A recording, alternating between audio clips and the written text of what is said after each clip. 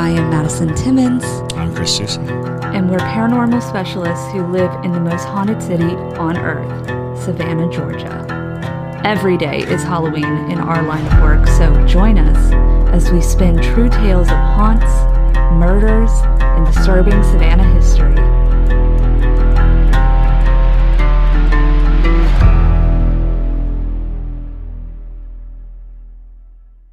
I'm Madison. I'm Chris. And welcome to the most haunted city on earth. Hello, and welcome back to another episode of the most haunted city on earth. My name is Madison Timmons. I'm Chris Soucy. And today we have a very special guest with us, a native Savannian. We have Jessica with us. Would you like to introduce yourself? Absolutely. My name is Jessica Schroyer, and I was born here in Savannah some years ago. Lived in the Crest Hill area, moved away when I was about 12, and then came back in the late 2018 or 2008, 2009. Awesome. Cool. So Jessica actually reached out to us after we talked about the Owens Thomas house.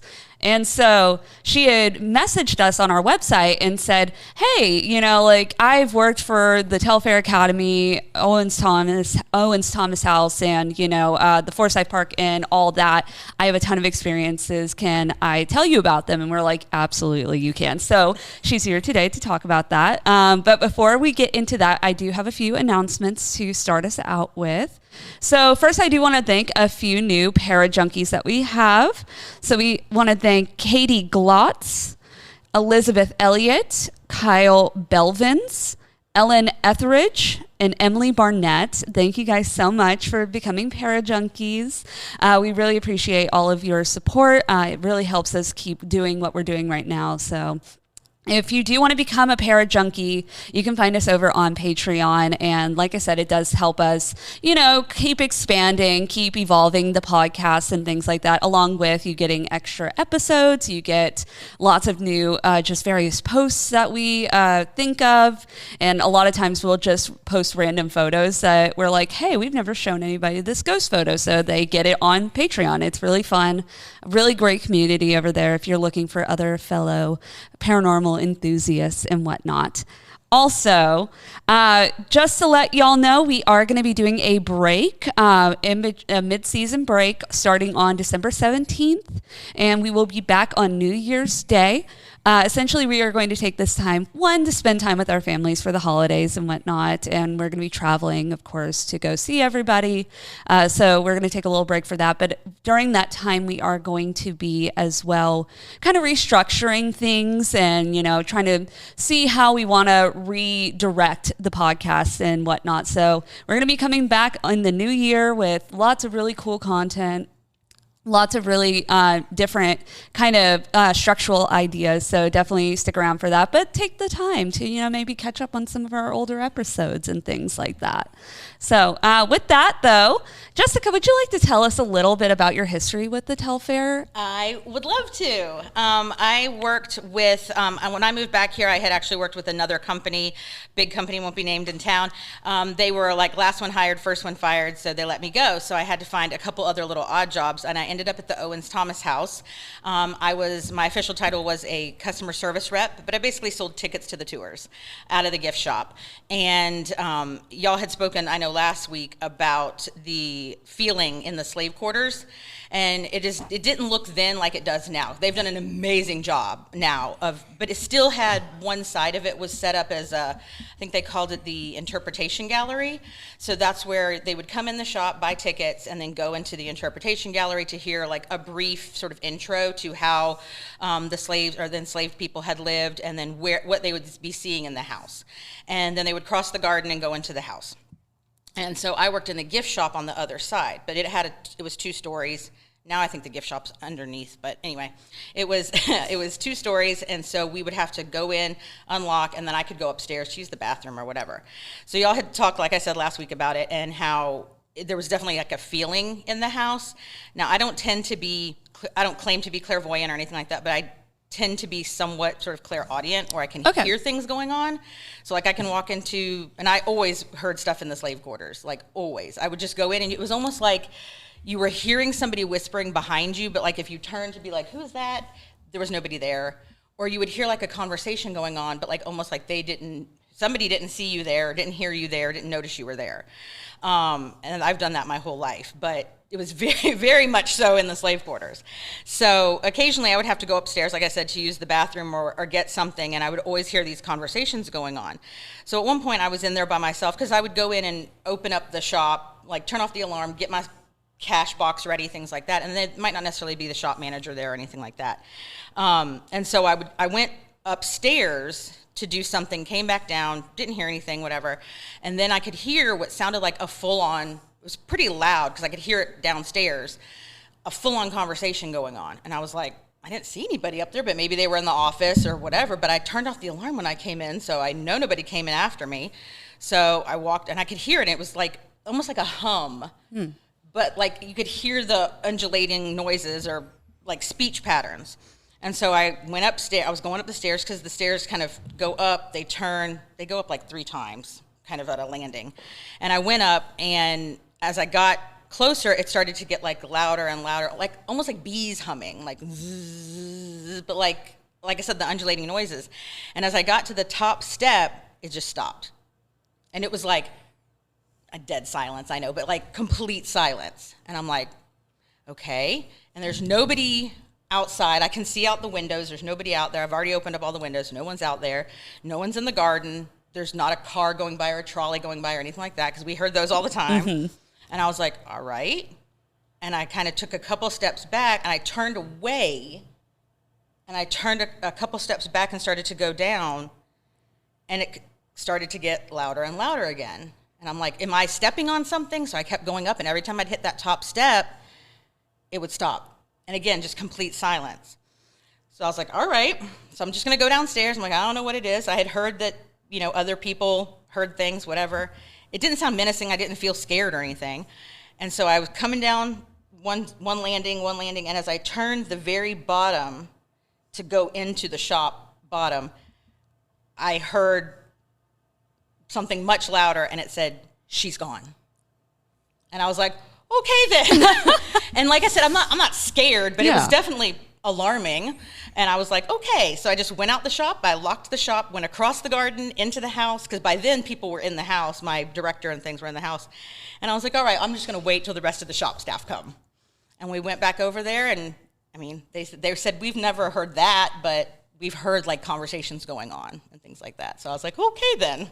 Oh my goodness. But it was always just a feeling of like, it wasn't a scary feeling or even like a foreboding feeling, but it was always just like you're kind of in the middle of something that maybe you shouldn't be a part of, or that you're not involved in, and you're kind of just like, okay. And you'd have to kind of block it out. And then when we were really busy, you didn't hear any of it, of course. But when we were in there by ourselves, it was definitely like, literally like conversations going on that you couldn't be a part of. So it's so interesting because, like, people tend to think, like, when you have a paranormal experience, it's going to be this, like, super dramatic, scary horror movie encounter. But it's really... I don't want it to be that. Right. But it's, like, it's usually not like that. I find it interesting that you said that it felt like it was a conversation you weren't supposed to be a part of.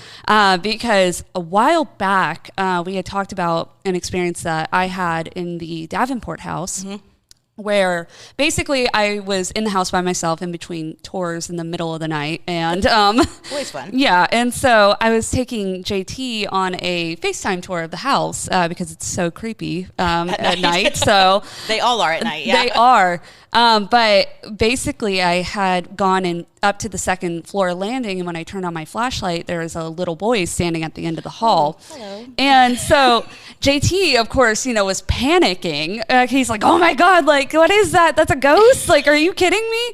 And how I explained it to him, because he was like, "How are you so calm right now?" I'm like, "For one, I see this a lot.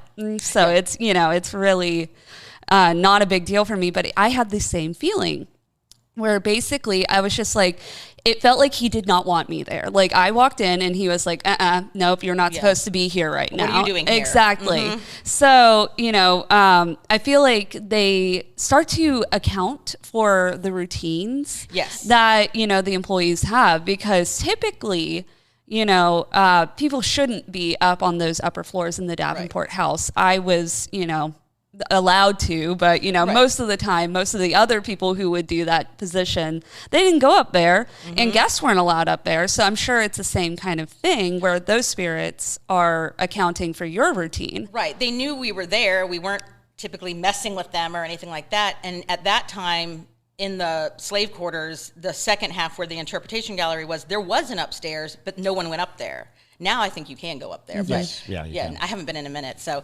but at that time it was roped off and it was said, we're currently curating this or renovating it or whatever. But this was the second floor of the shop, which would have been still part of that slave quarters. And I think now it is. So, but yeah, it was almost like there were people up there talking that maybe when I came up, they were like, oh, be quiet, someone's Right. here. And I wasn't normally there. They knew the other two ladies that worked there, I guess. That sounds weird. They probably No, knew who it's they true. were, yeah. And they were always upstairs. I rarely went upstairs except to go to the bathroom or whatever, So after that, I did not go upstairs to go to the bathroom by myself anymore. I just went outside to the garden bathroom when I was like, Right. I mean, it didn't scare me, but it was definitely like, oh, sorry, I didn't mean to interrupt. Yeah. And they just went on after I left. Oh, she's gone. And I was like, okay, yes, I'm gone. I'm gone for sure. It's really fascinating because I think I've actually heard in many accounts they're gone, she's gone. People catching it on EVPs, people being able to suggest that ghosts got business. They're doing something. They're doing something. and our interruption and intrusion causes them to stop whatever they're doing. So Yeah. when a person leaves, and it's like that seems like almost a category of ghost of its own, because in a lot of experiences are about ghosts seeking human contact and human interaction, but there's a variety of ghosts that are just waiting for us to go away and just kind of like Right. like they're holding their breath while we're around, and then when we leave they just Absolutely. exhale a big sigh of relief because we can go back to whatever we were doing. We were doing, yeah. And I think, and I know sometimes it's more of like an imprint in time type thing. Sure. Yeah. I do not think this was that. Do I think there are some of those? Yeah, absolutely. Where you see like the same thing at the same time, all the time, whatever. That's more of an imprint, and they don't really seem to notice you. But I mean, they definitely were like, she's gone. And we've spoken about this in the past that like residual hauntings, imprint hauntings, they can have an intelligent aspect. They can become intelligent in a moment, and it's possible things like running a routine, and then stopping because of some electromagnetic disturbance, which is the human body. You show up and you're disrupting the energy that they're utilizing and using to put on their daily performance. Right. And so And your level of energy, too. yeah, exactly. Some people are like some more people hyped about are, it, some people are not. Some people are batteries. Some people will give energy, and other people will take it. And so I can see where the intelligent aspect is we're stopping. We have to, we're waiting to get back to Like, who is this and what are they the doing? almost mindless existence. The difference between being like a mindless pattern and a mindful awareness. Being dead shouldn't be interrupted. It's like we're doing our thing. We're doing our thing. We're doing exactly. It's like look, I'm trying to get these really weird pants on and off, and it's hard because the 1800s we didn't have zippers. And Right. What am I doing? what am I doing? Why is this happening? I mean, we had a lot of people who would say like they just had that feeling in the slave quarters. But I agree with like what y'all had said a couple weeks ago that, I think they've done an amazing job of really being very true and very authentic and very, very respectful. Very respectful. Of I how just they've recently done went there for the first time in ages, and the revamp. They have like a slave family tree on the wall. Oh, see, which I is haven't seen that yet. fascinating. All these names of people, and it's just like, these were the fact that we can trace and find all of this history, and it had been buried for so long, and actively we lived in shame. Yeah. And we should. It should be And I shameful. think that they own it. Yes, I mean, that's exactly what happened. They Yeah. say like yes, we understand this happened, and how can we can never change it, but how can we respectfully honor it and represent it and honor these people who basically dedicated their lives to another family for how long? Right. Exactly. You know, and Exactly. Generations. And I feel like as far as for generational wise, I feel like the Owens Thomas House. I mean, I'm kind of biased because it's like my favorite house museum, but along with the Academy Building. But I think that they had so many lifetimes. The house itself had so many lifetimes and they're able to really honestly represent each lifetime. Absolutely. To say, like, this person lived here at this time, and then it was a boarding house, and then it was apartments. And we had people that would come in and say, oh, yeah, I lived in this apartment. Yeah. It was this part here, which happened at the Forsyth Park Inn, too, because it was a boarding house at one time as well. But, so it was neat to be able to have those interactions. And we would always get people with the pictures of, oh, I see this in the window, or I see this imprinted in the wall. And I'm like, I mean, I never saw anything at the Owens Thomas house. It was always hearing something. You know, always. My mother-in-law was a housekeeper there at one time, and she consistently, when she would be there, because they would go in first in the morning and vacuum and things like that from the evening before, and she would consistently hear someone calling her name. And it wasn't a name that, like, I don't want to repeat it here because she didn't tell me I could tell her name, but it was not a name you would, sue. Associate with. It wasn't, right. and it's certainly not one that you would associate with that time period. Sure. Absolutely. So she was like, they just follow me around the house. And I'm like, just cleaning up, just doing this, just doing my job. And then she'd leave, And it was similar with that. I had been closing up the house one night because we would close up the shop. I would go in the house, turn off all the lights, close up all the shutters and things like that. And I would have to go in room to room. It might be different now, again, this was a while ago, but you would go into the rooms and I'd have to go past the sensors because they had the little barriers. I think at one point they had even like plexiglass hanging up at one point, but this time I had to go past the barriers to turn off like the side lamps, the overhead lamps, whatever. And you would always, I knew that if I went out on this side, I would set off the sensor, like ding, someone's in the room. So I walked in, ding, I heard my own ding, knew it was my ding, walked down on the other side of the sensor, came out on the other side, ding, coming out, went into the next room. That room didn't have a sensor because it was just a little kind of an alcove. I think at that time they had it set like a nursery or a nurse's room space, and like a wet nurse. And I heard a ding in the other room, and I was like, now I know everyone is gone. So I kind of went back, and I'm like, hello, who's back there? I looked back, and I went in, and the light was back on. And I was like, all right, now, we're not doing this. So I go back in, turn off the light, came back out, heard my own ding. Like, I'm counting the dings. I'm like, okay, who's here? It's me.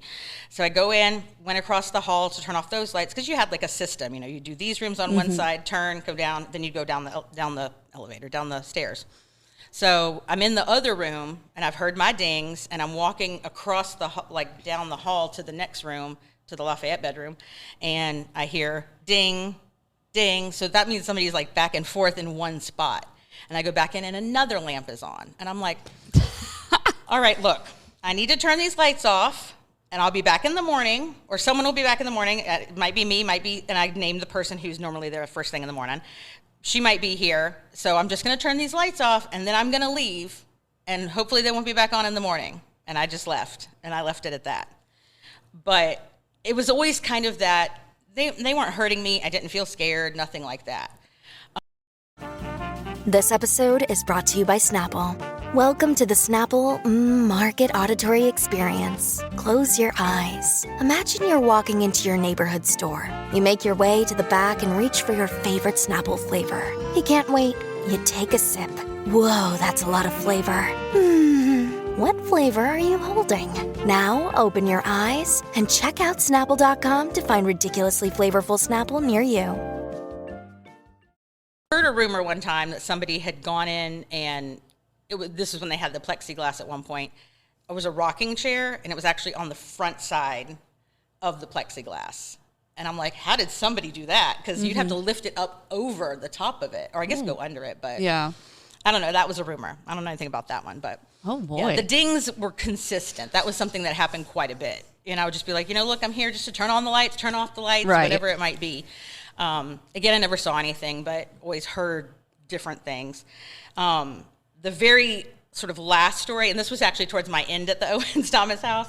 I was closing up the house, and I was closing up the house, and one of the last tasks after I turned off all the lights upstairs, you come down the stairs, and you'd open up the basement door, which at that time we didn't go down the basement stairs. I guess they might now. But you would open the basement stairs, and you would turn off the light that would turn off the light in the kitchen, the working kitchen to the house, and where the cistern had been. And now it's definitely renovated, I know. Yeah. But at that time we went into the kitchen on the basement floor, but you didn't go back into the cistern area. And so, but you had to turn off the light because you could see it. Mm-hmm. And so I'd open the door, and I would always yell down because I followed the last tour through the house and would shut off things as I went. That means also I didn't have to be in the house by myself for too long, so didn't freak myself out.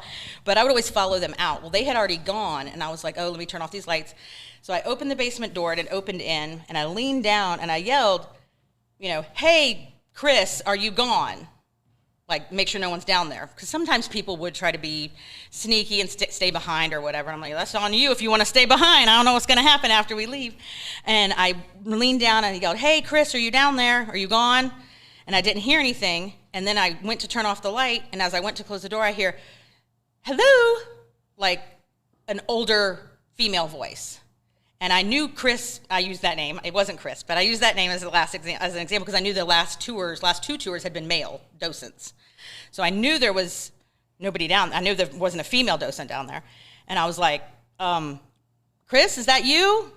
And then I named another lady. I said, Paulette, are you down there? And nothing. And I said, well, I'm going to turn off the lights. We're closing up now. And as I went to close the door, hello. And it was a very distinct, I said hello, like a question. This person, this thing, whatever, the spirit was like, hello, hello, like an uptick. And it sounds funny to say, but it sounded like an older African-American woman, which is who worked in the kitchen down there. There was, I think, Diane and Stacy, I want to say. I can't remember all of them. I know Diane was one, who was the main house cook. I don't know if it was her or not, but I was like, well, I'm closing up now, so if you need to leave, if you were on the tour and you need to leave, now's the time. You can come up these stairs, but I'm closing up. And she didn't say anything else. I said, okay, well, we'll see you in the morning. And I just shut the door, turned off the lights, and went on out the door. And I was like, all right. And I told a couple docents the next day about it, and that's when I had heard it was probably Diane. Because and that was something where that's where she would have been most of the time, in that working kitchen. And I know they did I think they did it with Cosmos Mariner Productions. They did a great video. It was Dinner with President Polk. Had Jim Marekis in it. A bunch of the docents were in it. And they did there's a great scene in there where they show the servants and the slaves in the kitchen getting ready for the dinner. Oh, okay. And that one of them is represented by Diane. So that's what it reminded me. When I saw that later on, I was like, that's exactly what it reminded me of. Like, in my head, when that happened, that's who I pictured in my head down there. And I was like, well, I don't know if it's Diane or not, but I'm leaving. So, and that was kind of it. And that was towards the end. And I was like, all right, I'm good. So I'm really happy to hear these experiences because I honestly don't have a ton of experience with the Owens Thomas house. Wasn't a part of, the houses that I would work in and things like that. So I had always, from the times that I've been in it, I just felt I'm it's an active house, but it's not there's not one spirit in particular that's being very, rambunctious or things like that. So I'm glad to hear, it's had lots of lives. It's had lots of lives. And it sounds like it. It just sounds like it's a lot of energy that's still kind of flowing through, and you're just feeling the presence of it. And some of them are a bit more intelligent than others, which I think is a good talking point with, the historic houses of Savannah, because, that's kind of the case with a couple of them. It's the same way with the Davenport house. It's, it's just a bunch of different entities that are kind of just flowing through. But people tend to think that, when a house is haunted, especially a historic home, they're like, oh, it's just going to be the matriarch of the house, or it's, the family that lived there the whole time, it's them still there. And I'm like, no, it's usually not like that. I mean, it's several people, because truth be told, the one that lived there the longest was Margaret Thomas. And people say they see her in the garden and things like that. I never saw anything. I mean, absolutely, if I were her, I would certainly haunt the garden. It's one of the Right. nicest gardens in town. No one is buried there. I know y'all talked about that a couple weeks ago. Too. Yes. She is not buried in the garden. No one is buried in the garden. Maybe a family pet or something, but not to my knowledge. No one is buried in the garden. But I mean, and I know she used to dress up in her, I guess, mother or grandmother's attire and have tea parties in the garden. And so people think that that's maybe that's what the tulip guys always told me. Was the docents was like, somebody surely probably saw her in there and said, oh, it's her ghost haunting it. And no, it's not. So. Another interesting thing about your story is something that I hear repeated a lot when people have like recurring and regular ghost encounters is the fact that we're compelled to narrate what we're doing, that we're compelled to say, I'm just making lunch, I'm just going to go in here, I'm just doing this. And it does harken back to this thing where by communicating with the spirit, you can actually neutralize its activity because you are interacting, because you're actively saying that you acknowledge their presence, that you're giving them leeway, that, and in many occasions, I used to work at the Savannah Theater and we do this all the time because we don't want to be either distracted or, boogity. So we would say, George, we're just, here for rehearsal. George, we're just, doing this. And it's a very natural sensation that if you think there's something there to talk to it, and you usually kind of create this friendly tone where you're just basically like, I'm just going about my business so that there's no interference with what you're trying to do and you're being respectful of the environment. And it does seem to help.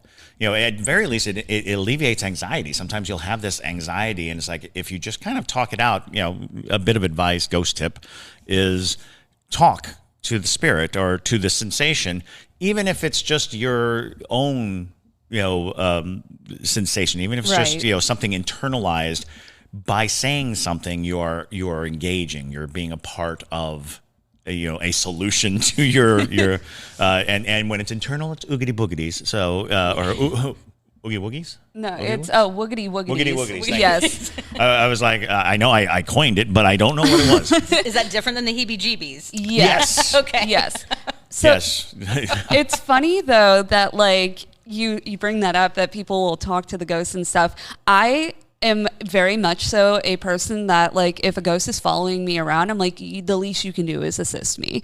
It's like, it's you can help me out, that'd be great. Well, so it's funny because how you were talking about how they would unplug lamps or turn lamps on or something. Mm-hmm. When I would have to be in the Davenport house when I was working for a certain tour company in Savannah, I would be in there at the beginning of the night, plugging in all the lamps in those hidden crevices and whatnot. And I'm like always in the dark, like with my flashlight, like, where is the plug? Where's halfway behind a bed or something? Right, exactly. Yeah. And so it would be the same way at the end of the night. But the kid ghosts in Savannah are always very active in general.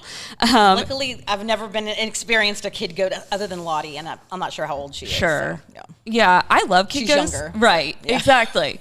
I love kid ghosts personally. I'm a big fan of them. But but there's tons of them in the Davenport house, and they would always be following me throughout the house while I'm trying to do this. And like I was wearing like a big Victorian gown and stuff for the character and whatnot, and they'd be pulling on my skirt, and I'm like, okay, so y'all can do that, but you see me struggling here. And I would talk to them. I'd be like, y'all see me over here dealing with this, and you will not help me plug this in. I know you know where they are, but here you do it every day. Yeah. Right. And so it's like, I think it's funny when you do have that natural instinct to talk to them, because sometimes it does help, because, immediately I'll see like, oh, there's the cord, and it's almost like somebody laid it out in front of me. Mm-hmm. Like, okay, sure, we'll stop pulling on your skirt. Here's your cord, lady.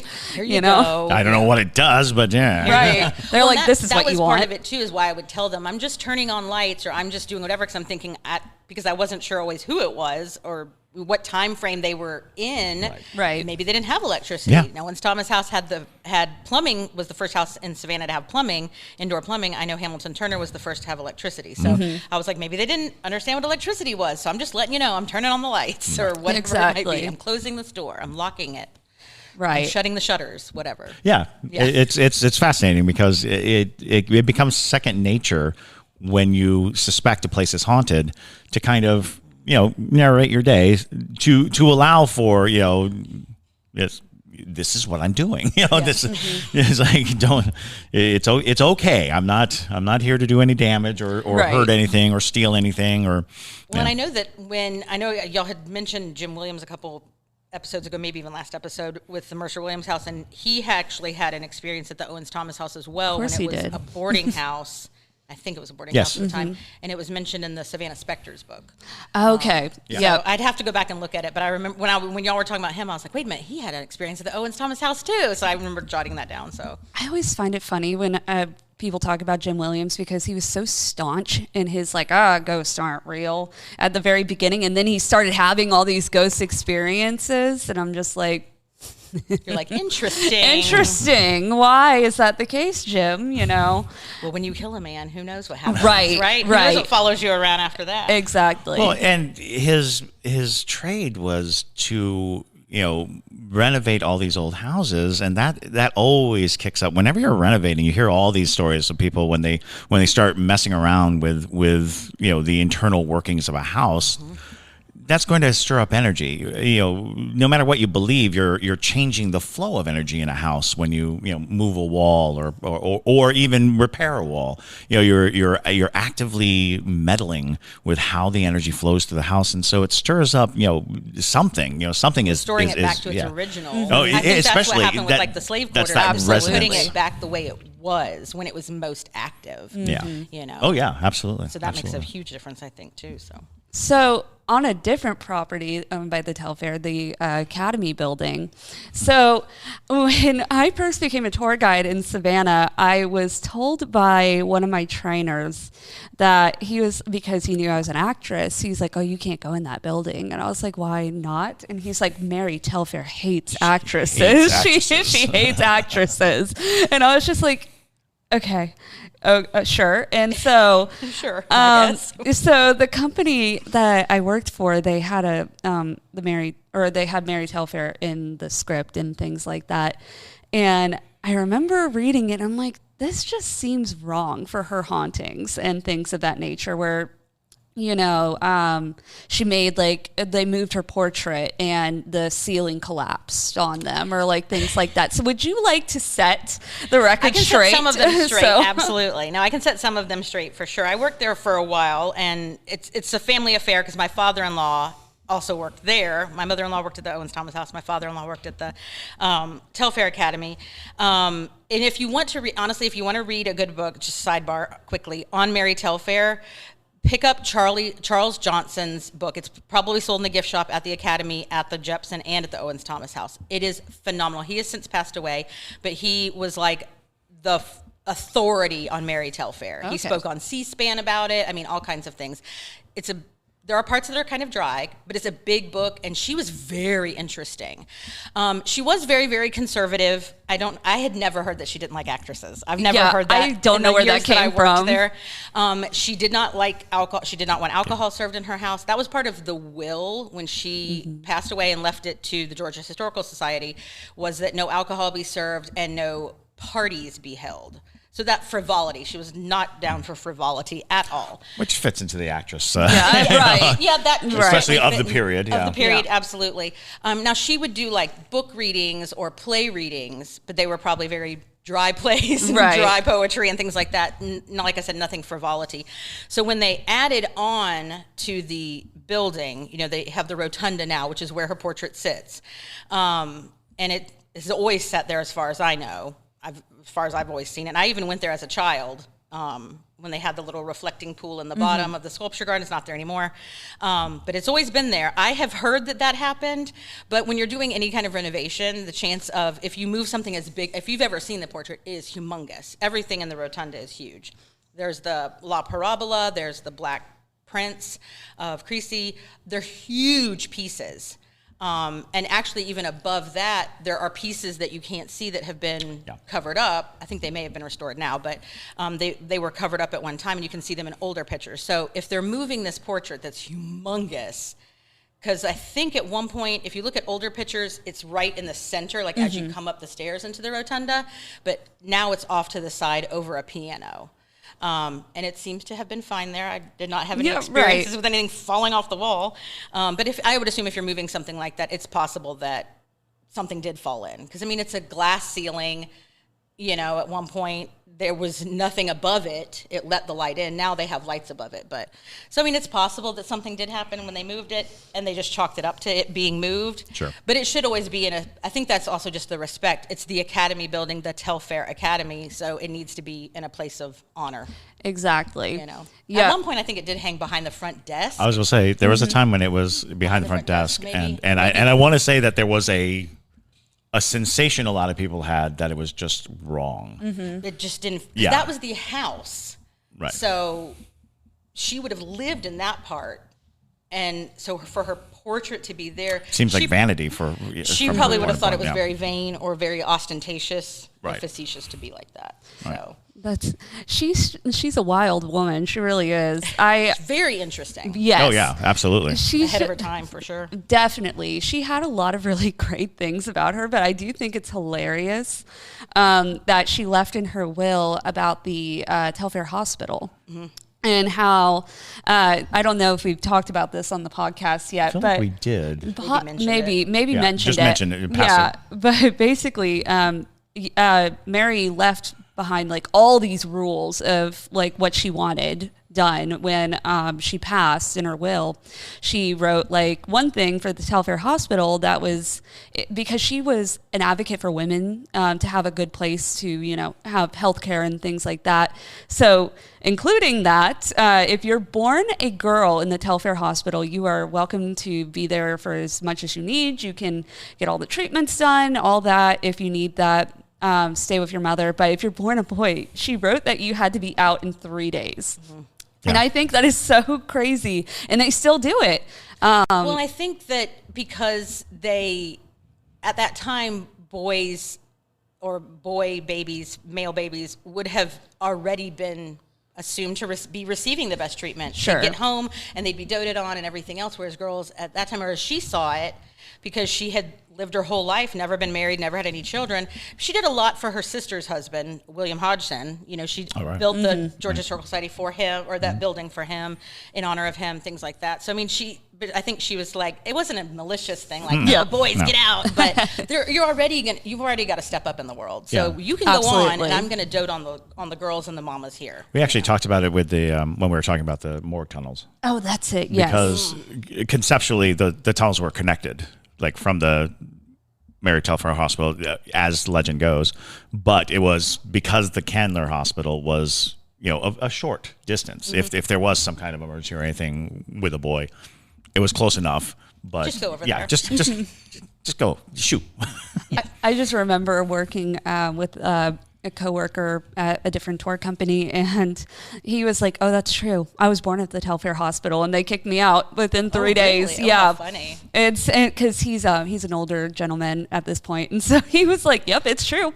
I was out." So I work at a retirement community, and we have a lot of folks who are like, "Oh yeah, I was born at Telfair Hospital," and they tell us stuff like that. Yeah. So. It's so comical, though. But so. Did any of your family members ever have any paranormal experiences within the Academy building? My father-in-law, he was a maintenance tech, and he was always one of the first ones there. 6:30, 7:30 in the morning, he'd be there, and he would come in the back door. So the way the building was, the original house was the front half, where the like upper and lower galleries are and the entryway are. Then you have the staircase on the front side of the elevator kind of portal, I guess, or elevator alcove. And then there's the rotunda and the sculpture gallery. And behind that, I think was maybe like it was like the landing space for the original carriage house probably. But we're not really sure. Because there was a garden where the rotunda and sculpture gallery are now. That would have been their working garden. So there was a workspace similar to the Owens Thomas house built by the same people, William J. So it would have had a similar feel to it. So I don't know if it was servants' quarters or slave quarters or maybe a carriage house. We're not really sure. I'm not really sure. I'm sure the people who work there now probably know, but I don't. Sure. And he would come in that back door because obviously the front part of the building is alarmed. So he would come in, turn off the alarms. And that one is 4 stories, and it has a basement as well, that is the staff kitchen now. And so he would come in, and he said he would hear conversations going on, knowing no one's in the room, no one's in the building. I was going to say house. No one's in the building because he just let himself in. So he would go in and, again, turning on lights, going up the stairs, whatever.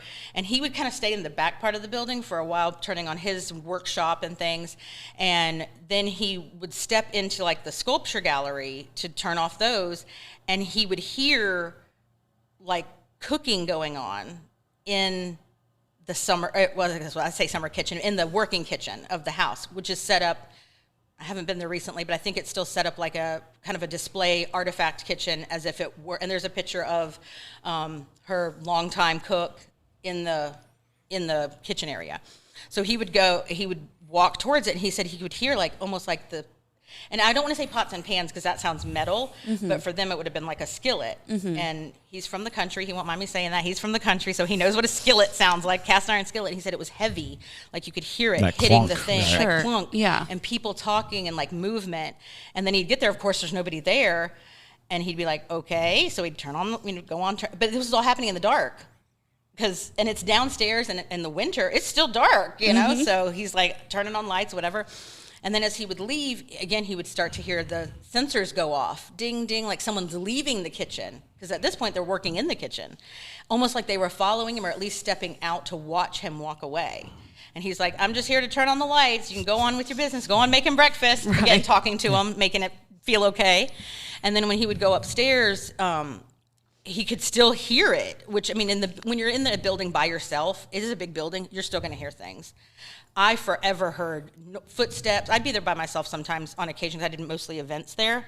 So I'd be there before an event, after an event, late at night, whatever. And I would hear doors opening and closing, footsteps on those back stairs especially, because they're wooden.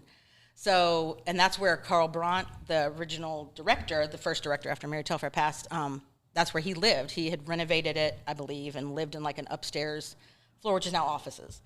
But you would hear the doors opening and closing, and there's a back staircase that you can use. It's very narrow. I hated it because I was always like, I'm going to tumble down these stairs and break my neck. But you would go down multiple flights, 4 little flights of stairs to the kitchen, staff kitchen, and you could hear people walking behind you. And you think it's okay, it's just wooden, it's creaking because I'm on it. I'm a chunky girl, I'm heavy-footed, whatever. And nope, it was just, you'd stop and you'd still hear someone walking behind you. But it was, again, never scary, never anything like that. He heard most things. On occasion, he would see things. It was always, and I had this note on there, many people, longtime receptionist, and again, I'm not naming names because they didn't give me permission to, but the longtime receptionist, several front desk concierge, some of the housekeepers, my father-in-law, would always catch like the tail end of someone moving, dressed in attire. Now, we didn't dress in attire all the time. Like if we were doing an event or something, we had a few staff members that had period attire and would dress up like they did at the Owens Thomas house for some of their things, or at the Davenport house, like you said. But it would be like the tail end of a dress going in, or somebody had said they saw like a tweed pants. I mean, to see it, that it was tweed, like to see that texture. And she was at the front desk, and this person was going into the oak room, that little octagon-shaped oak room to the left when you come in, and it was like a study. And she said saw like the back of a coat, the leg, and like a boot or a dress shoe go into the room. And because she was like, no, who's in there? Like, you're not supposed to go that far in. Right. You're supposed to stand at the door. And she was like, oh, who was that? And she like ran, you had to run around the desk instead of just going out the side. She had to go all the way around the desk, and there's no one in there. And she could see it, like she had her eye on it the whole time. No one in there. Wow. So I mean, anybody who saw something would see that. I never saw. Yeah, I was going to say, anything. I've heard that account, account of the fleeting glimpse of someone passing into, But clear and enough on that all she levels could say too. It Yeah, was a tweed pair of pants and a jacket. Yeah. Like that clear. Yeah, Blew my mind. and it is. So I was like, I've heard. There's a man and there's a woman. I think I hadn't heard the kitchen, but that's kind of cool because That is. that's another thing. A lot of kitchens in old houses have that meal prep sensation. Yes. The sound. I'm called to the 1790 That's has what a lot I- of stories that's what I was thinking. of the kitchen prep and the kitchen, and the defensive ghost of a kitchen, because kitchens were like were like offices. That was their and space. There was someone in charge of the kitchen, and nobody is allowed to just walk into a kitchen and start doing things without the permission or without the guidance of that person. So that's an interesting thing. But yeah, the Telfair Academy's ghosts were hard to pin down. Almost everybody is certain that Mary's there, without a doubt. But there is a gentleman, which raises a lot of questions, because it's like, what gentleman would that be? I think there might be two, actually. Oh, I'm listening. And and that sort of segues into my last part of that story. But I think that my coworker, the one at the concierge desk, I think she may have seen Alexander Telfair, which is Mary's brother. Right. He lived there for a while until he got married, and then he moved away or whatever, and she stayed in the house. And then I think that there also might be Carl Brandt, and that's who I think is in the back of the building, because Mary and Alexander would have not gone into the servants' quarters. Right. There would have been a reason for them to be there. Maybe the carriage house, if it was a carriage house at one point, like if they had and maybe they put them there during the day, horses and things, and then took them elsewhere at night. But they wouldn't have been back there typically, but Carl Brandt would have been, because he lived there in the top floor for a long time. He was the director for a while. And I was there one night, closing up, last one there. I think we had security at the time, but he was waiting outside the back door for me, because I was closing up everything and was headed back through the rotunda, and we were going to go out the back door. And so I was in the front of the house, the front of the building, and I was in the upper galleries, and I'm turning off lights, things like that, making sure everything's where it needs to be. And I went into if you're looking at the alcove, or looking at the front of the building, it was the right-hand top one. And there's a little alcove in the back of it that you go in to get in the elevator. And I wasn't going to go down the elevator, I was going to go down the stairs, but I just kind of stuck my head in there, and I was going to tap the elevator, make sure nobody was in there, there was no garbage in there, anything like that. And so I stepped in, and I felt like somebody came up right behind me, and I thought maybe it was the security guard, and like, A, trying to play tricks on me, but B, also just following me through the building, which they would do sometimes. So I had stepped up, and I was just going to reach in and hit the elevator door, not go all the way in the alcove. And like I said, it felt like somebody came up right behind me, and I stepped back, like to just step back out of the alcove, and it was so solid and so like firm that, I bounced like off of it. It was that, like I felt like I stepped on their foot, and I bounced off of them, and I turned around to say, oh my goodness, I'm so sorry, because I backed up with force, and I bounced off of them with force. I surely would have knocked whoever it was backwards, and there was no one there. Not a soul. Wow. And I was like, and this sounds really weird, because this is the closest I've ever come to seeing anything there. It looked like, and this sounds funny, it looked like when Harry Potter is in the invisibility cloak. Oh, sure. Yes. Sure. I know that sounds funny, but that's the only thing. And I didn't think that then, because I didn't know what to call it, because this was a while ago. But it was like... That's the Predator. It was, I don't know what it was, but it was like a shimmer. I couldn't see anything, but it was like the air was shimmer, almost like a when it's hot on the concrete, a mirage or whatever. Yeah. And I was like, and then it felt literally like something, just like a fan turned on, and it blew it towards the glass doors going into the landing, because the galleries have doors on them, and the doors even like rattled. Interesting. Like not just like somebody had walked through them, I guess is the best way. A breeze blew through them. Excuse me. And then on the other side, I could see almost like a black and white sepia tone type image of a man in a suit, dark pants, dark jacket, but he didn't look as like distinguished as I would think Alexander Telfair would have looked. Sure, he looked more modern. Right. Okay. That's fair. So I think it was Carl Brandt for sure, because that makes perfect sense. It does. That's where he would have been. He would have been in the gallery space as well, multiple times, certainly checking after an event or something like that, because they did host galleries and salons and things like that in those upper rooms.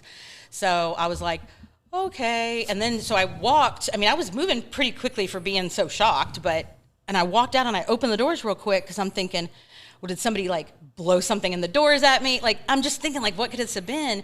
And of course, nothing's there. And I was like, and I looked down the big staircase into the rotunda to see if like my security guard's there or anything. He's not there. And I was just like, I said, well, Carl, we're leaving. Again, I'm justifying my reasoning being there. Yes. I said, I was just checking to make sure nobody was here. We're leaving. We're going out the back door. We'll see you later. And I just left. But that was the closest I've ever come to seeing something. But it was almost like a projection. Sure. Yeah. Sure. I had clearly backed into him. He had walked through those doors, and I saw the tail end of it. That's Fascinating. such a fascinating story. And it's such a cool story too. But like I do always say, you know, sometimes you do have spirits that you can't necessarily pinpoint down to a location. And what I always like to tell people when we can't figure out who it is, I'm like, think about it. If you got to choose where you wanted to haunt, it's not going to be like, you know, some random field or something. You know, I'm going to pick a historic home. I want to live in those houses. Forever. So it's like, I right. want to be there forever. Also, and we talked about this during our grave face investigation, paintings, artwork. This is a lot of energy, a lot of focus, a lot of things. You know, I remember there were countless stories about the Black Prince painting and people's sensations about being in front of this painting and dealing with a kind of almost a supernatural unease looking at this painting. And I'm like, you know, when you're dealing with art, many artists are hypersensitive and have a type of empathy and a type of spiritual energy. And as they're transferring it to their expression, what you're looking at is a conversation with a long dead person. You know, the painting is that person trying to put forth an idea or a concept or present an idea, and you're receiving it. So a lot of times, and I think museums are oftentimes haunted by just the remnant of that creative process, you know, because a lot of artists are tortured. A lot of artists are pulling from a deep well of emotion to create these things. And so having them on display and out for people to consume oftentimes can feed whatever small traces of the energy that is imparted. So there was when I first moved here, there was a lot of talk about that painting being, you know, a haunted painting.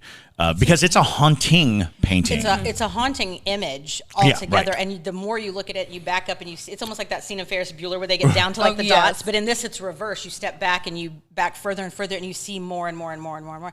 I never got a bad vibe from that painting. It is haunting an image. Yeah, I wouldn't even say necessarily bad. It's just impactful. It's 100% impactful. Yeah, Absolutely. I always felt more drawn to the picture. It used to be right next to, I don't know if it's still there or not, where it was a woman like sad on a table, and the gentleman is reading the letter, and it's assumed that it's called a letter home, I think, that they're getting bad news that her husband has been killed in war or whatever. That one always was just like, oh, like I always felt, I love the painting, it's beautiful, but I'm always just like, oh. It's melancholy. It is. Very melancholy. And maybe that being next to the Black Prince is a lot. Right, it adds to that. It's in the dark rotunda. And that whole rotunda is kind of like, But we always say, like, Mary's journey. portrait always hangs right there, and at the end of the night, we're always like, good night, Mary. Right. See you There you later. But she likes to ride the elevator is what we heard. The elevator goes up and down, no one in fun. it. Things like that. That's cute. Well, this has been great. Thank you so much, Jessica, for coming on and sharing your like wealth of stories. No, this is excellent. So if y'all enjoyed this, definitely make sure to check out our next episode that we're having. We're going to have Jessica on. We're going to talk about the Forsyth Park Inn because she used to work there as well. So we're going to everywhere. Exactly. That's very Savannah of you. Yes. You know, so it's we're going to dive into that in the next episode. So definitely make sure to check that out. If you don't already follow us on social media, make sure you do that. We're on TikTok under we're not. That's Instagram. Excuse me. It's Haunted City Podcast on TikTok, and then on Instagram it's the most haunted city on earth. Also, you can find us on Patreon under the Savannah Underground. We have merch, we have all those things on our website. Also, I'm going to be putting out some different blog posts pretty soon, so definitely make sure to check out our website, hauntedcitypodcast.com. So with that, thank you guys again. We really appreciate y'all for listening and being very loyal fans and whatnot. But my name is Madison Madison Timmons. I'm Chris Susi. And stay spooky, y'all.